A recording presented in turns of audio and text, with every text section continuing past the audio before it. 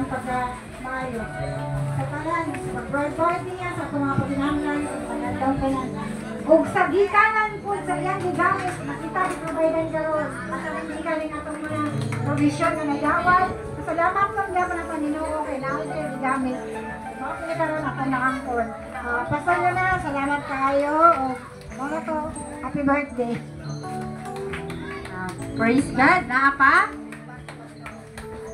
Wala na ako ako ang wish ako ang 3 John verse 2 lang, Pastor. I wish you above all things that thou mayest prosper and be in health, even as thy soul prospereth. So, before ito magampo kay Pastor Yul, paminaw na ito iyang pasalamat. Tapos pag umanyag pasalamat, ako'y mag-pray, Pastor. Then, 3 in 1 man din. Alam ko yung message gamay sa about sa family. Gamay rin siya.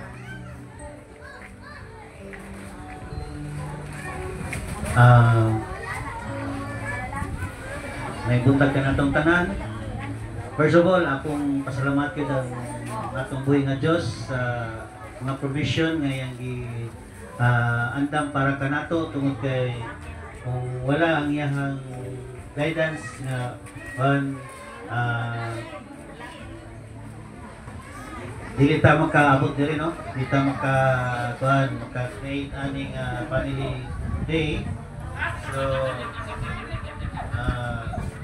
ato yung pasalamatan kanuna yung atong buhay nga Diyos o sa akong life, especially hapon sa atong buhay nga Diyos nga siya nagapadayon sa paghatag sa kaning guidance and wisdom aron mapadayon sa nako ang akong mission na mangalaga diha kaniya. Bisan pa sa mga sitwasyon nga ako dili kayo po kanang kuhan sa akong pagka alagad sa Ginoo kay usay akong focus is sa prosperity lagi. So pero nangayon ko sa Ginoo nga kaning magitaan og pagi sa Ginoo nga iya kong nalong na sa usa ka sitwasyon nga kanang para mas mapalapad pa ang pagsabwag sa iyang mga pulong.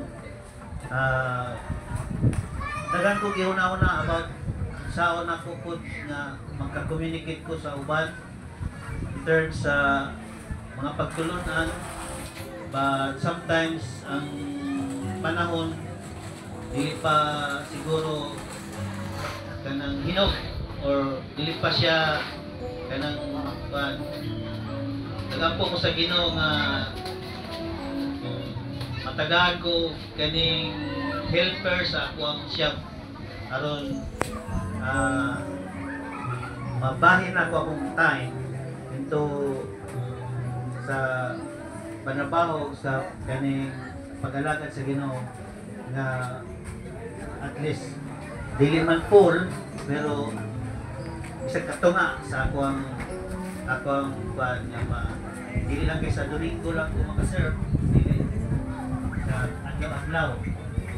So sa akong family, so akong anak kanang kung sa akong mga decision making saya manghilabot ba. Pero